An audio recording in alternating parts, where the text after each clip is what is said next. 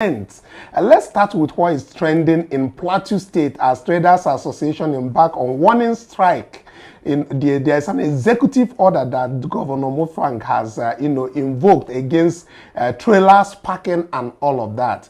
We'll talk about that very briefly. But before we go into the discussion that ensues, let's even hear what brought about all of this and how it all is going over there before we join the conversation. Leaders of the associations in Plateau State attended an emergency meeting to address what they felt was a worrisome development at the moment. They say they are not satisfied with the recent Executive Order 003 issued by the state government that restricts the movement of trucks in the state capital from 6 a.m. to 9 p.m. Violators of this order are arrested and fined 500,000 naira. The leadership of the various trading groups in the state are now appealing to the state government to have a second thought, saying the development has badly affected their businesses. All attempts to dialogue with the government by the group has failed to drive home their demand. Members of the group will be embarking on a one-day sit-at-home on Wednesday. We therefore call on the government of Plateau State to react to his step on this executive order by releasing our impounded trucks immediately, provide designated routes for trucks, allow trucks moving goods to other states like Bauchi, Gombe, Adamawa, Taraba, Yobe, Borno and Jigawa states to use the bypass road to their various destinations, and further urge the government to construct truck terminals for the efficient working of the executive order, and also to reduce the restriction time from 9 p.m. to 6 and to 5 p.m. to 7 a.m. We are not here to fight the government. That's why we call sit at home just as a warning strike. As you can see, there is no how you can offload in the night, because once trucks comes here by 9 o'clock, before they will leave Maraba to come inside Jos, it will be around 10 o'clock or thereabout. Then it's very dangerous and also security threat to the owners of those goods to be offloading in the night. Most of them offload up to 3 hours. Imagine somebody offloading at that point in time. After offloading, then you are going back to your house. It's a threat. It's a security threat to the owner of the goods and those who are offloading. So it's part of the thing that is affecting our business. This is coming on the heels of several bandit attacks and insecurity in the state amidst what is also going on in the state's legislature, where about 16 lawmakers are still having their boss in that place. So I think the governor should actually look into this very something, especially so that this very the calm that is returning to the state should be maintained, because putting so much restrictions, especially on the trailers that bring that take out and bring food items in and out of the state at this very point, might be very, very detrimental to the state. Well, yeah, you actually raised a very valid concern, especially the one that has to do with security. How safe is it for them to actually be doing their offloading at night? We already know that those regions are actually, very soft targets for hoodlums and bandits, and so it doesn't make a lot of sense. We understand that maybe this executive order is actually coming from a good place or a good intention, probably trying to curb traffic gridlock, or actually curbing, situations where we hear that, oh, trailer did this or fell this, and to actually make sure that the people are actually safe, right? But at the same time, it is actually not very, very feasible for you to tell them to offload at night or say you don't want to see them. I think there should be a flexibility, sit down, have conversations with them, and, table the matters of both parties and come to a favorable conclusion that will favor both the Plateau State governments, the people, and as well as the trailer drivers. Yes, so our concern is just to make sure that the well-meaning Nigerian and the good people of Plateau State should live a normal life like others. If the trailers are actually causing nuisance in the state, we advise the state government to look at a place where at least they should not offload in the night time, since there's a lot of attacks and banditry, because we have been covering a whole lot of things happening in that state. If you have your comment and observation or question, please go to the comment section, say your own. But ours here is that they should look at it from the perspective of at least let them do their offloading in the daytime, not at night. And with that, we move on to next on what is trending today. Let's get to the strike that is happening in Ondo state as doctors begin a 14 days warning strike over 7 months salary arrears. This has been going on. Let's also take the footage of the video where they spoke about their grievances to the government and the actions that are being taken over there. Then we'll come back for the discussion.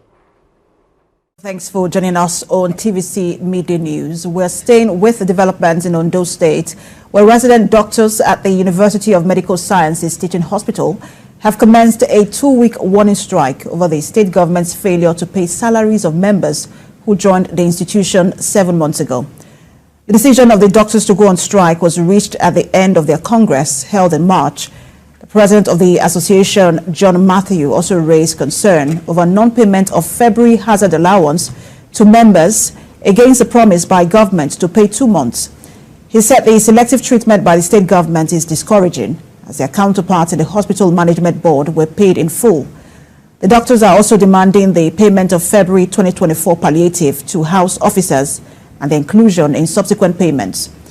They also called on the management to urgently address the severe clinical manpower shortage in the institution. Doctors go on strike. The usual thing that happens is that it's the poor masses who are in the hospital that are going to be victimized. We already know that. So we always encourage governments to always look at the health workers' welfare, to take it very seriously, as they are even claiming they don't want nurses to go out. They don't want. You understand? They are short in the in the way in bringing them out. So we should be able to, at least pay their wages and make sure that they are servicing the health sector, especially in caregiving in our rural areas. Well, the health sector is actually one of the key sectors that should be that should receive proper attention from the federal government and from the government of the day, even the state governments particularly, because we just few months back or few weeks back, we're actually discussing about the NIMC or NICM nurses verification principle that said they should not be able to go out, they should do this and they should do that. And it's just very sad to see, because you cannot actually, be both a witch and also be someone that is not going to do right by them. If you want them to stay back, at least do right by them, because 7 months salary in this withholding 7 months salary in this economic recession and in this hunger is not very, very nice, to be honest, because these are people who are actually working to earn wages. These are people who are principal staffs, people that are necessary to nation building and nation development. Because the thing is even that they pay transport to go to this work we are talking about. Right. And if you check the transport money that they were paying before to what they are going to be paying now, you see that is 3 times over. Right. Then you look at it from even some of them that may have vehicles of their own. The money that they buy fuel to go to that very work is not the same. So owing them salary of up to 8 months is actually the height of I don't know which word I won't even use. The height of insensitivity, to be very honest, because you raised fuel, you raised cost of transport,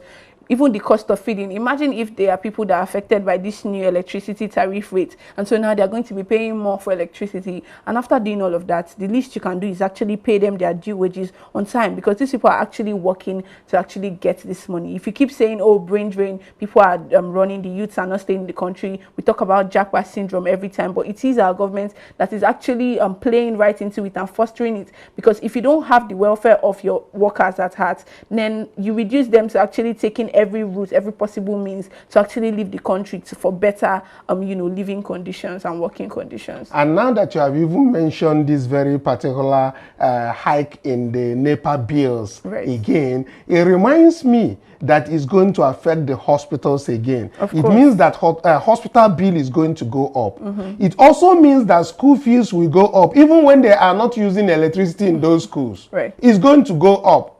Where are we headed? But anyway, go to the comment section. Tell us what you think. Everything that happens in Nigeria, some people characterize it as a scam. Is this student loan one of them? We have brought out several issues that may arise. It's a good thing that you are giving people loan, but while at the same day that you are signing this bill, you are also hiking tariff on the NEPA, which is PHCN. Please, how about Tinubu? there is God, though. There is God, though. Let's take other things that are trending, as we know that there is security threats in the north. We see it in Zamfara, Bauchi, and different areas. And there's somebody who has been talking really about this very particular, is it the Minister of Defense, I think Matawale, or as the case might be. And they're accusing him of several things, including accusing him of actually, is it having these things with joining issues with bandits and terrorists, according to the report that is coming in from that very side. There is even a tweet that was brought up and later pulled down, but all the same, what they keep saying about is that he has been romancing with these bandits. They say they are going to publish the known associates of terrorists in Nigeria. And the person who is at the helm of defense in Nigeria is being accused. Let him recuse himself. Let him come out and say categorically that he is not one of those people. Let's see one of those things that happened in the north, where they were explaining, while as a governor, I'm not talking about even the present governor, while he was a governor, that he was actually giving them refuge. He was giving them some kind of comfort. And that's why it escalated in their place. Let's take a listen to this very video coming up from this state, and then we can proceed. Far behind, the past administration spent more than 15 billion naira.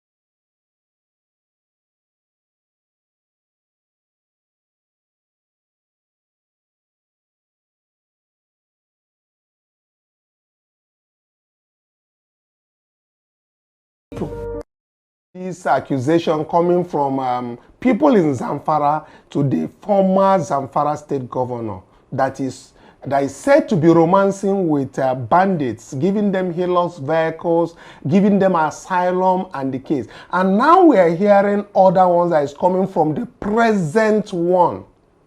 And that is the discussion we want to have. If people are being insensitive to the banditry that is happening in this country, that is the height of it. If we are not paying attention to terrorism that is ravaging the north, the south, and the east, then we are not serious people. Because now the minister of our defense is abused of being romancing with bandits, and the bandits are hailing him that he is the person that is holding them together, that is the person that is doing this, and other people are being accused of terrorism. Other people are being accused of doing some sort of sponsorship on the banditry. Why the main person who is at the helm of our heads is being accused and he has not come open to talk about that. Now, Divine, I get worried when people who are in charge of defense is being accused of that very thing that they are meant to protect. Oh, it's actually a very interesting conversation to have, to be very honest, because, I mean, this Bello Matawale is actually the current Minister of Defense, right? And some weeks back, we had reports that he actually went to feed some bandits in Zamfara and in some northern states. And it's very interesting because why is a Minister of Defense actually frolicking with bandits to the extent of feeding them? And now somebody came out, these are very bogus statements, these are very bold statements to say about, you know, a past governor, because especially knowing the way we play politics in Nigeria, this is somebody that has a lot of, you know, power at his beck and call, right? Being the person that just left office. But the person is actually very, you know, vehement in his assertions that this person is sponsoring terrorism. They said he was granting bandits asylum and all of that. And it's just that this part of, like, this our country, we don't take things like this seriously. Because if I'm very correct, actually, this is a crime against the state, right? These are things that are actually very serious, that in countries that are, you know, intentional about moving forward and civilized, they will be taken up for questioning, because anybody who comes out to actually make these very bogus statements, actually citing, you know, evidences and saying that, you know what, this man actually sponsored terrorism or sponsored bandits, they treat them very, very seriously. These are a crime against the state, and it's treason. The same thing they were accusing Omoyele Sowore of saying. But now we have people pointing accusing fingers at people in offices. Aside from the one that just left the seat of power in Zamfara, we have the one that is currently sitting there. They said he's actually actively frolicking with bandits, and there was a video that was actually deleted recently where these bandits were speaking in his praise, saying they voted him and he's the reason why they're being held together. But now they deleted the video. The irony of it is that the present governor, that is Dauda Lawan, is actually also sponsoring terrorism. And when these very bogus allegations, like you said, is coming on, we need them to come out and speak about it, because there is a trending video. We just don't want to display. There's a trending video where these bandits actually came out and were actually chanting his name and speaking in Hausa and their own native language, that he is the person who is making them who they are and all of that. I mean, action needs to be taken. That he's a governor, yes, he has immunity, but that doesn't mean that he might not be quizzed and investigations done, because we know that what we are suffering here in Nigeria mostly is insecurity. Oh, it's actually sad, but I actually want to say something, and it's actually controversial, right? But I actually think that it is something that, you know, if you listen to it, or if you actually pay attention to the patterns that happen in Nigeria, you will know that it is the truth. The Nigerian government doesn't actually care about the lives of their citizens, and it is what it is, because if you care enough, there is no way we'll have the amount of kidnappings and banditry that go on across Nigeria. Some are unreported, some just go under statistics. So many places, the ones that are unable to report, the ones that people just pay money to these bandits and get back their people, it is going to extreme heights, right? And with all of this, the other day they said the federal government released names of terrorism financiers, and they made mention of people, some people that owned some Biridi Change, named different people. What did we do with that list? I mean, we just did it. Like I said, this government is actually very good with propaganda. We came out, we said, oh, they've released list of people that they said are involved in terrorism, financing, and banditry and all of that. After releasing the list, what next? These people are still actually in their houses, living, no quiz. We're not even being to, after you report the incident and the media just does a little conversation here and there about it, we sweep it under the carpet. And it's just very sad. The government should actually take it very important, or take it very seriously. If people claims like this, the least you can do is actually, you know, have conversations about it, query them, so that we can at least know the people that are ruling us.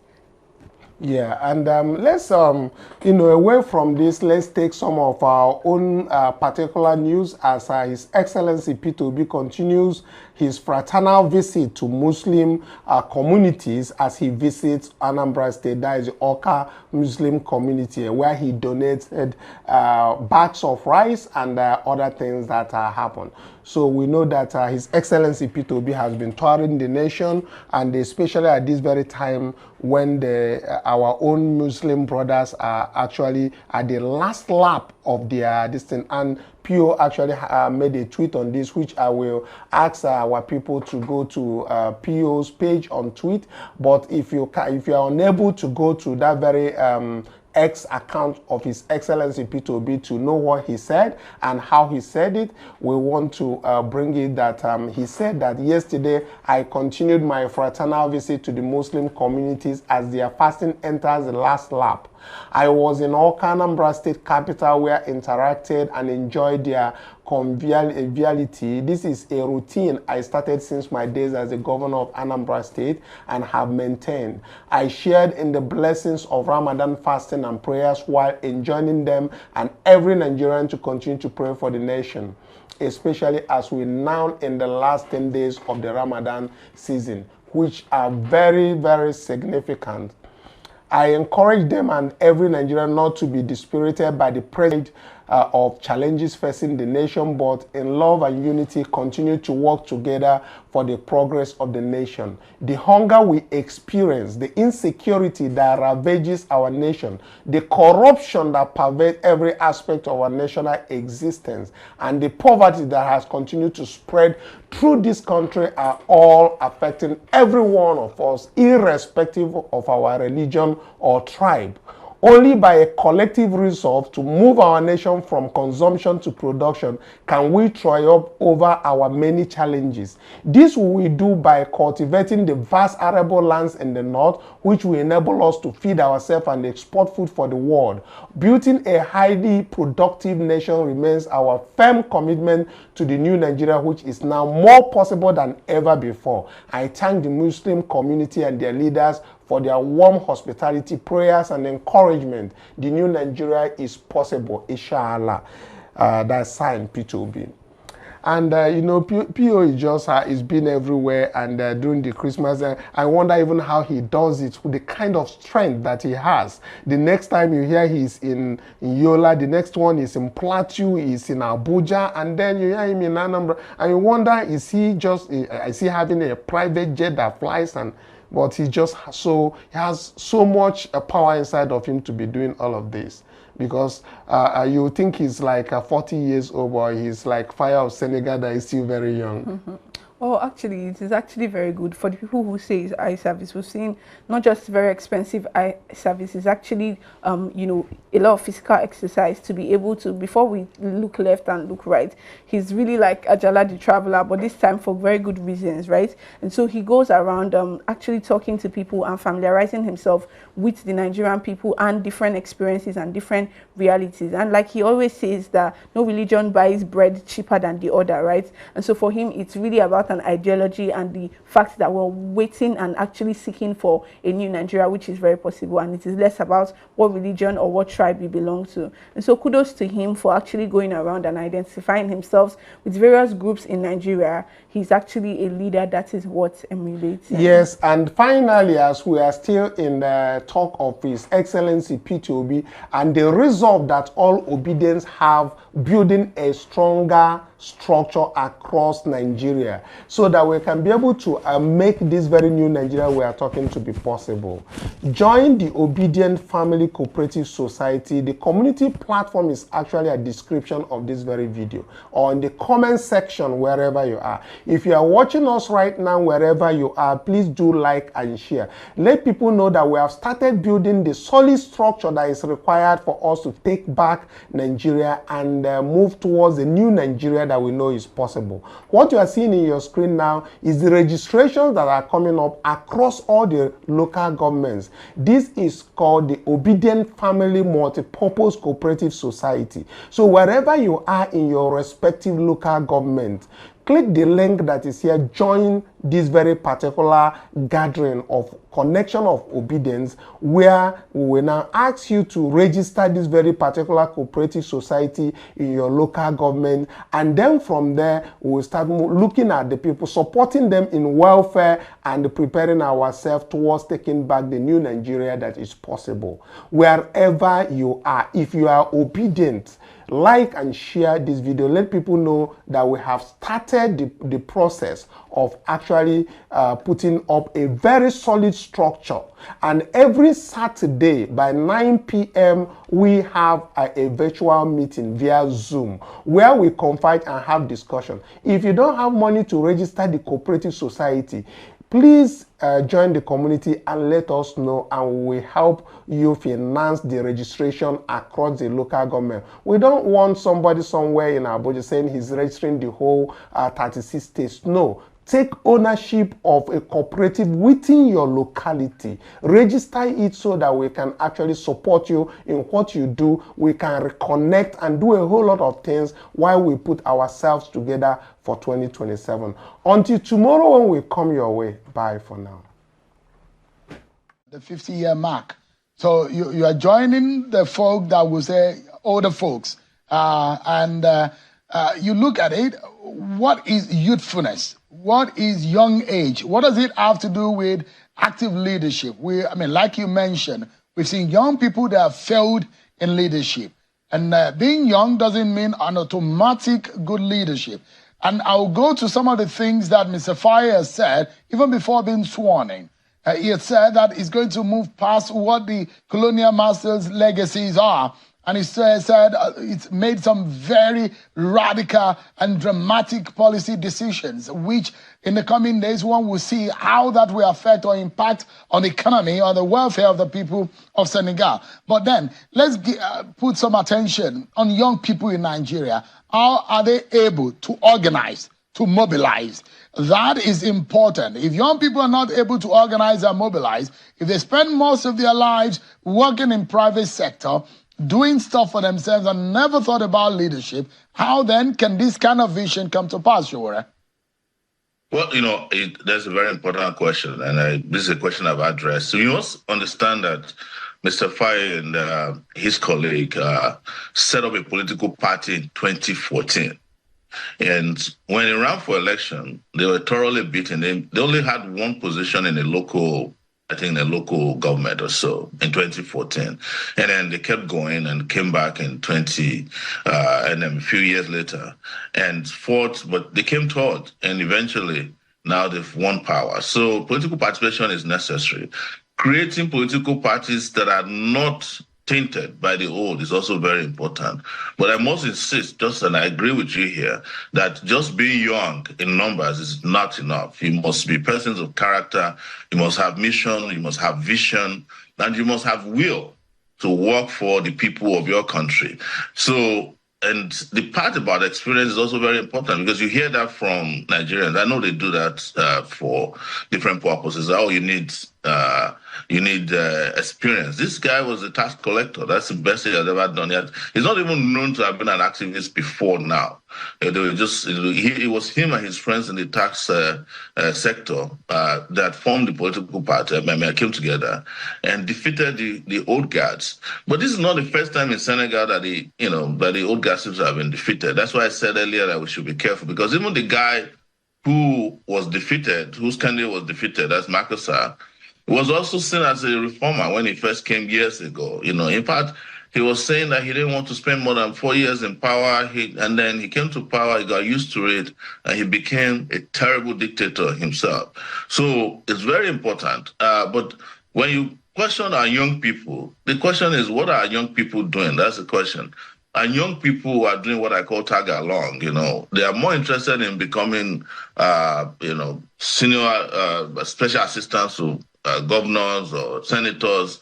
I have not seen that clear aspiration on the part of our young people to go and become the leaders of their country. And most of the time, it's these young people that are pulling down the few young people who are courageous enough to say it is time to turn the corner.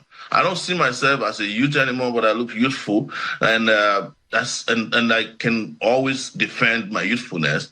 But that's not the reason why I want to be president of Nigeria. It has never been the reason. It has always been that I have such a background in making sure that we fix our country, and that's what drove me into running for office first in 2018 and 2023. So this is a lesson, because I have a tendency to praise other young people who are making this kind of difference in other places. But when it comes to them, there's some kind of a self-sabotage. You remember in 2018, there was this law of not too young to run. And I challenged it at that time. Why would you need a law for young people to run? You take power. Nobody will give power to you, via any constitutional amendments or laws. You take power.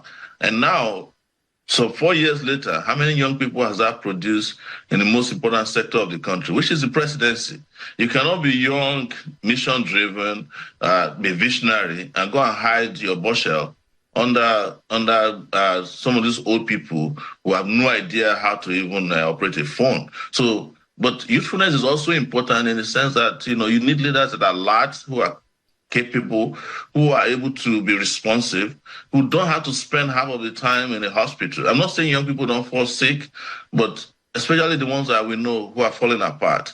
They are doing us no good in our country. And we saw that with Buhari and subsequently the man there now.